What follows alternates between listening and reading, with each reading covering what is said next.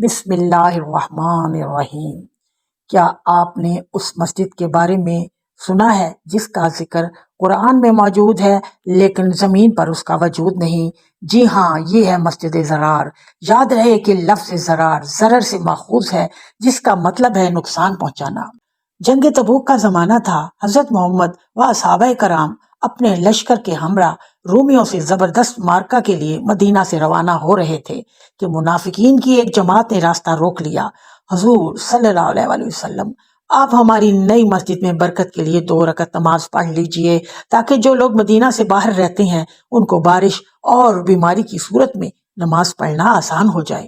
در پردہ یہ مسجد نہیں بلکہ اسلام دشمنی کا اڈا تھا۔ آپ کی رحم دلی کہ آپ نے وعدہ فرما لیا، ابھی تو مجھے جنگ کے لیے سفر درپیش ہے، واپسی پر نماز پڑھ لوں گا۔ جنگ تبوک کی داستان بھی بہت دلچسپ اور عبرت انگیز ہے، اس کا ذکر پھر کسی ویڈیو میں ہوگا۔ المختصر، اللہ نے اپنے محبوب نبی کا ایسا روب ڈالا کہ رومی مقابلے پر آ ہی نہ پائے۔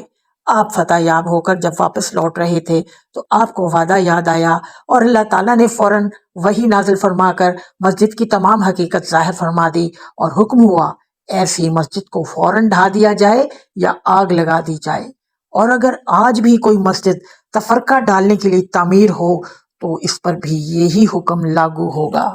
قرآن کھول کر پڑھ لیجئے، سورہ توبہ آیت 107 سے 109 تک میں اللہ تعالیٰ فرماتا ہے، اور جن لوگوں نے ایک مسجد بنائی ضد پر اور کفر پر، مسلمانوں میں پھوٹ ڈالنے کے لیے ایک گھات کی جگہ بنا ڈالی، اور وہ تو اللہ اور اس کے رسول کے خلاف برسر پیکار تھے، اور وہ قسمیں کھاتے ہیں کہ ان کا ارادہ سوائے بھلائی کے اور کچھ نہ تھا، اور اللہ گواہی دیتا ہے کہ بے شک وہ جھوٹے ہیں۔ اے نبی، تو اس میں ہرگز کھڑا بھی نہ ہونا جس مسجد کی بنیاد اول روز سے تقوی پر ہو، جس میں لوگ پاک رہنے کو پسند کرتے ہوں، اور اللہ پاکیزہ لوگوں کو پسند کرتا ہے، تو اس مسجد کا زیادہ حق ہے کہ تو اس میں کھڑا ہو۔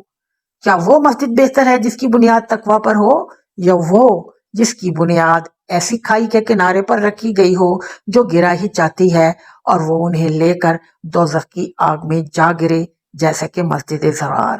استغفر اللہ۔